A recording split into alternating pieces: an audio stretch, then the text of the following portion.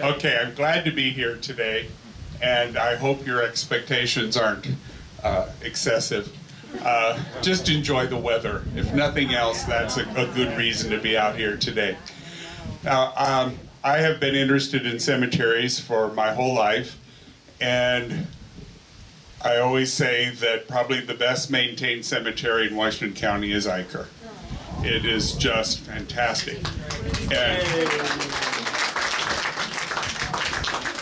And for me to say that is quite a bit, in that I take care of cemeteries. And mine don't look this good. And I've taken care of cemeteries for 55 years. I started before I was born. Something that I've wanted to do for a long time, recently we have a book out about cemeteries. And it's mostly about Iowa cemeteries. And we've got a couple more on the way out. Hopefully we'll live long enough to get those printed, but this is one that just came out. So if you would carry that, then I wouldn't have to. Sir? Just a few general things here. Yes? Just to affirm your comment about the well-kept cemetery, the man from Burlington who always came and opened and closed graves, he would confirm that for you. Well, good. So I have a little credibility then. No, I just not too many hours ago got back from London, England, and I had come and visited the cemetery. I've been here many times, but I kind of went over everything before I went there, and hopefully I haven't forgotten what I want to talk about here a little bit. But anybody know what the word cemetery means? Well, that went well, didn't it? Place of rest. Anybody see the movie that I'm part of? The answer's in that movie. Cemetery means a dormitory where people sleep. Has nothing to do with death or dying or burial. Absolutely nothing. The word cemetery started to be used for graveyard, which is what they were called before. Cemeteries started to be using for that about the time Washington County was settled in the 1830s. So we have a cemetery and a word that goes back as long as Washington County. This is such a perfect view of this cemetery. Eicher Cemetery is set up as a Christian cemetery traditionally is. There are no rules that say it have to be any certain way, but Eicher just is such a good example. You should be able to stand and look west in a Christian cemetery and not read any markers. And you can just read a few here and a few last names.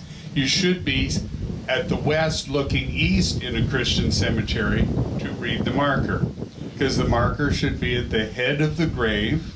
The head of the grave is to the west, so the body is facing sunrise on Resurrection Day.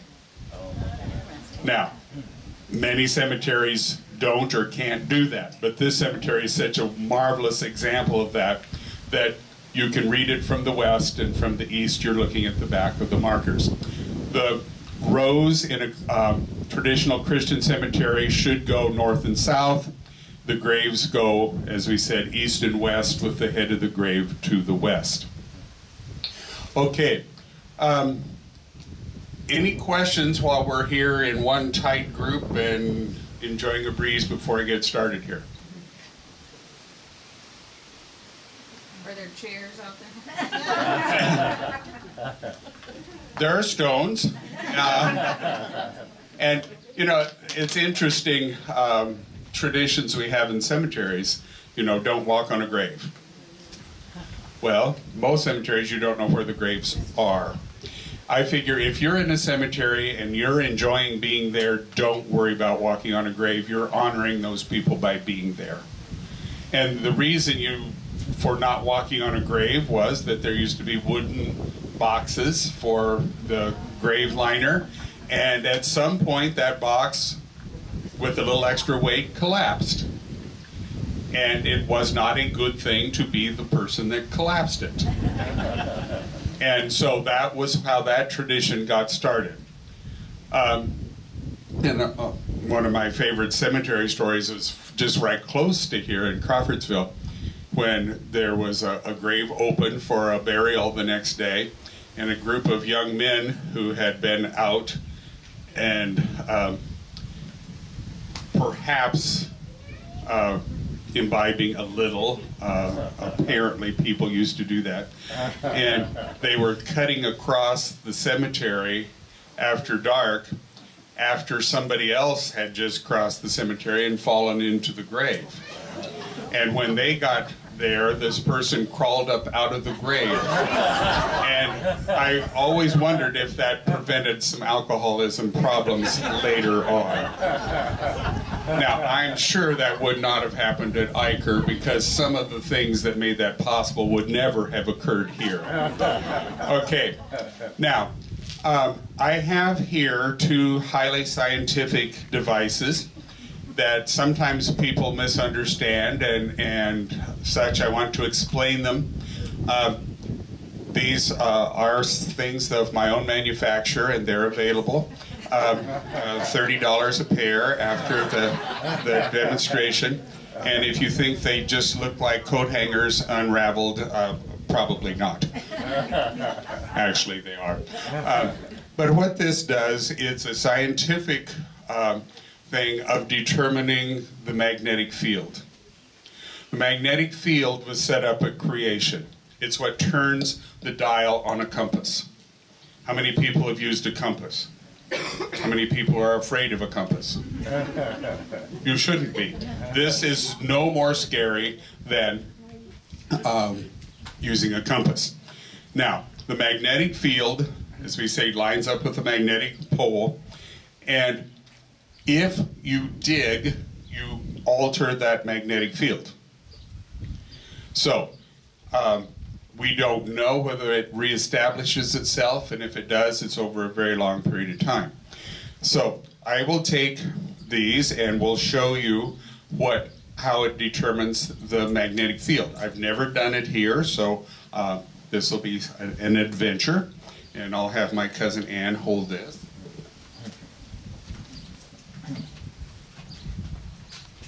All this will do, and I've never done it here, all this will do is show where the magnetic field has been disturbed, where the ground has been done.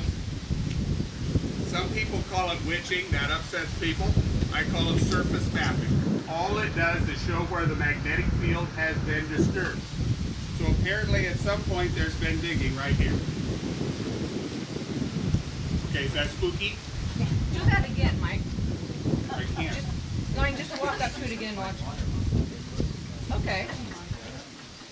Now, what this may show is where there's a drain or just any digging. Plowing doesn't do it. It needs to be deeper than plowing. But it shows where there has been digging. Now, if we are in a cemetery and you have a grave-shaped space, it probably is a grave.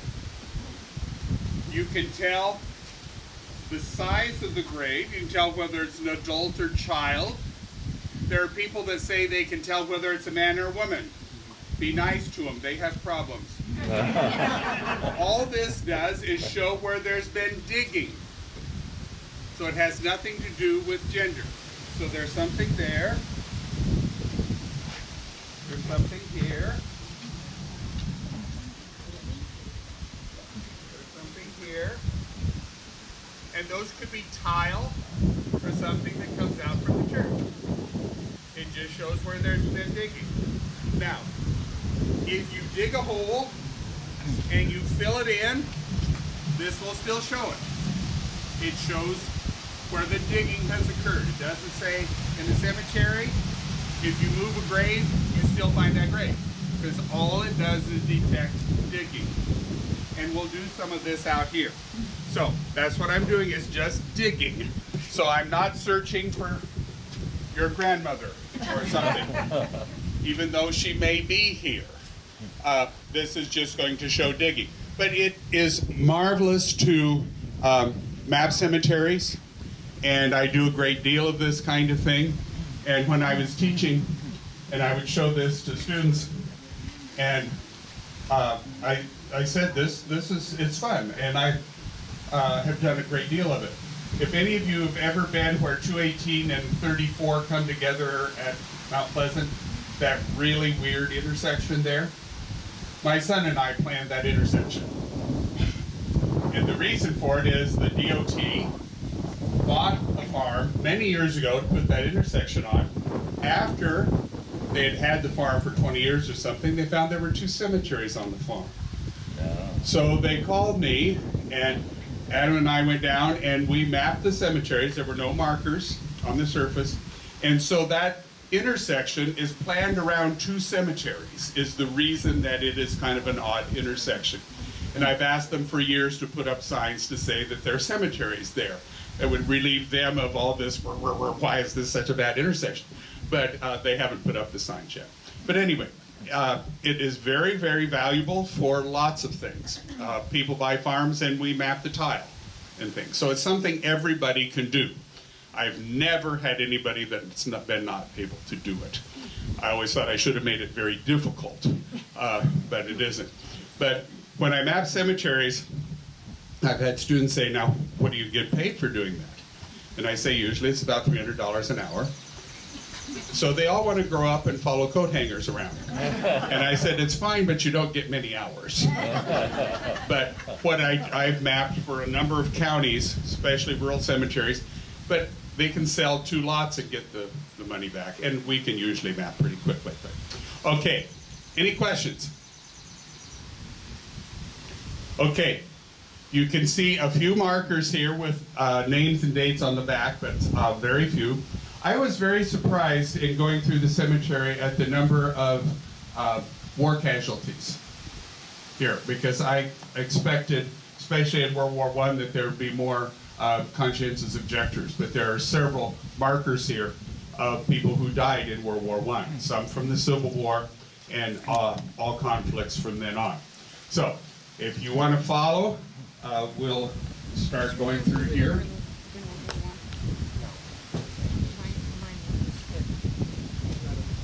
And I am aware that probably every one of you has relatives out here, and that means that you're related to everybody else that's here. So,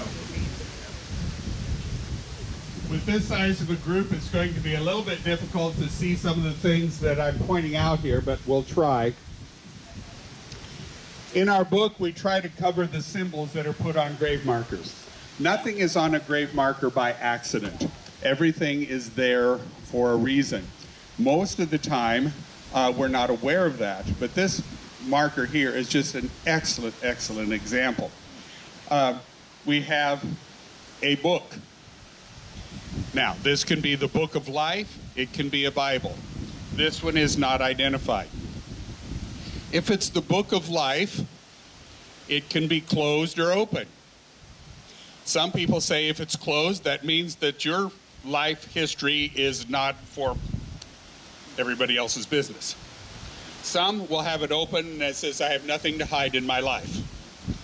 But it doesn't always mean that. I think you usually say that about somebody else's. Well, they have a closed book. But we don't know whether they deliberately wanted this closed or not. We have very detailed carving here. We have steps leading up to a gate opening up to heaven. And we know it's heaven because there is a dove, a heavenly being. So here is the gates of heaven. It is never deeply carved on a marker. It's always very shallowly carved, and I don't understand that. And on the side it says, they shall rise again in the resurrection at the last day. What do we call anything that's on a marker other than names and dates? It's an epitaph. An epitaph. Anything that's on a marker other than the name and date is an epitaph. They can be scriptural references, they can be poems, they can be many things. One of my favorites, and you can't do this if you have a name like Zahs, but one of my favorites is on a grave of a man by the name of George Pease. George Pease. If I can remember how it starts here. Here lies the body of George Pease under the hedges and beneath the trees, but Pease isn't here, only the pod he shelled out went home to God. Now, if you have a name, take advantage of it. Zahs you could do nothing with. One of my favorites is a whole family in Washington that have cylindrical grave markers, and their last name was Round. You know, you feel like you know those people. And that's just good to have a sense of humor. And this marker is not in the book that we just did, but it'll be in the next one. Down at Salina, there's a marker of a man who was born in 1940, died in 1990. But it has his born date and his croaked date. And again, he had a sense of humor, and you feel like you kind of identify with him. But here, this is an extremely good example of the gates of heaven.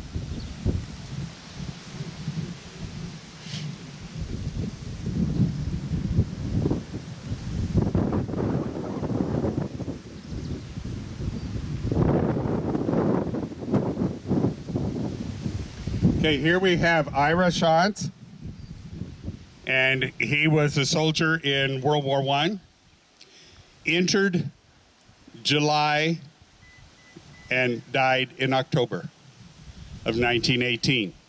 And the war ended the next month. So he was in the service for just a few months and died just before the end of the war. Now, is he buried here? Nobody knows? Not for sure. So that should be at the west end of the grave.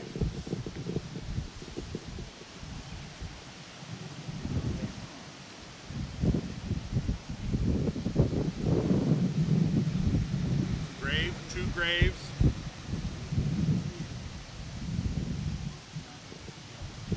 No grave. So Ira is not interred here. So this is not a grave marker. Does anybody know what you call a marker for a grave that isn't there?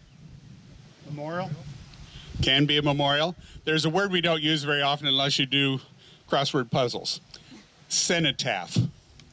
This is a cenotaph, meaning that there's a marker, but the burial has occurred elsewhere. But he had his unit, and even more than World War I, the Civil War. Veterans from the Civil War did much more about their military history. Now, not always, but here we have Peter Shantz and his wife, Katie. And I noticed this cemetery is wonderful in that it very often has the wife's maiden name. And most do not. The head of the grave is to the west, and usually the wife is on the heart side of the husband. You get married and buried on the heart side of your husband. Now, there's no laws that says you have to do that, but with the husband here, his wife would be here. So this is a way of determining which is a husband and wife when there are two graves that are not marked. I just did a wedding last night, and I said, okay, now you're supposed to be married and buried by your husband's heart. So we tried to arrange that. And sometimes it's hard because some people just are heartless.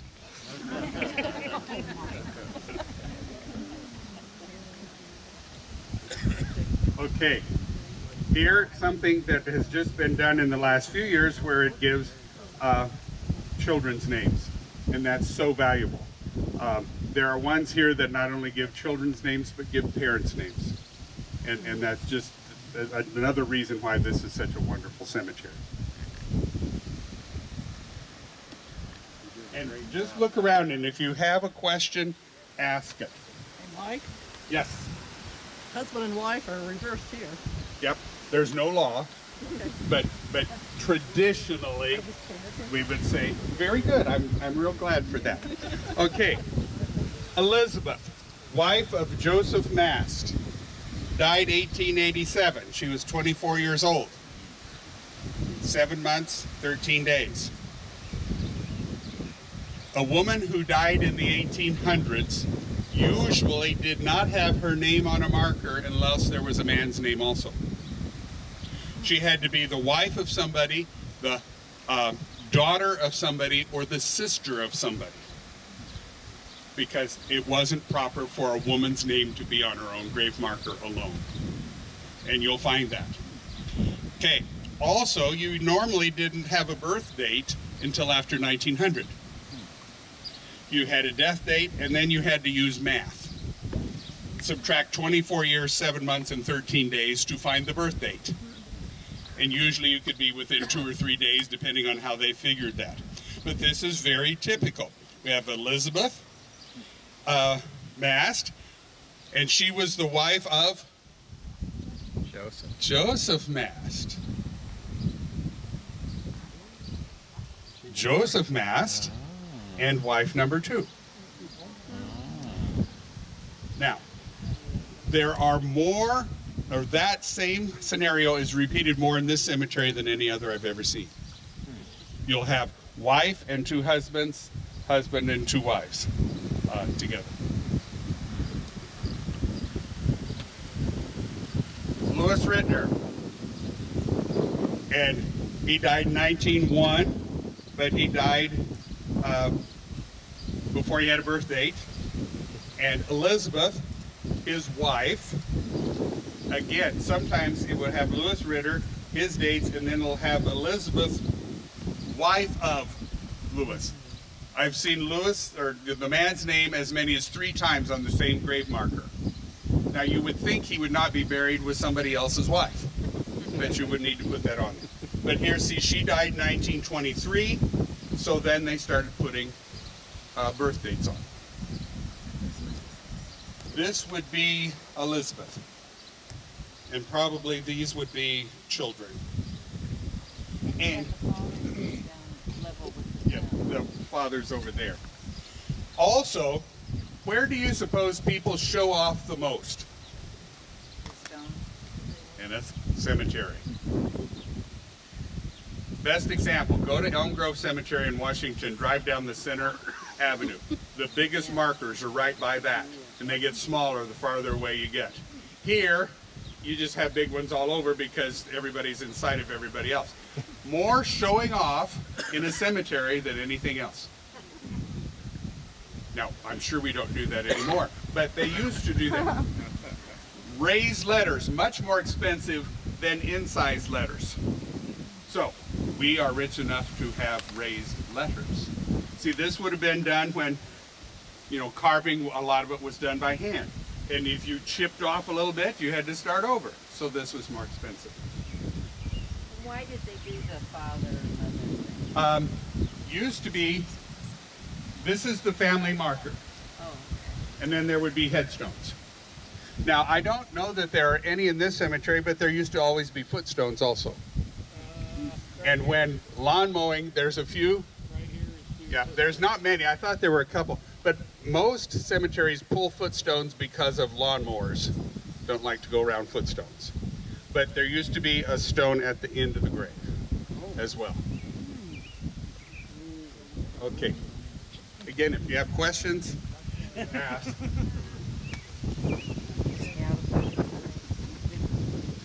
Hey, Mike, can you do that for Indian burial grounds too? Any place there's been digging. Okay. Here we have Joseph and his wife, Margaret. Once in a while, and if you find one of these, it's very rare, but it tells you who kind of ran the show. If it has Joseph Shantz, husband of Margaret,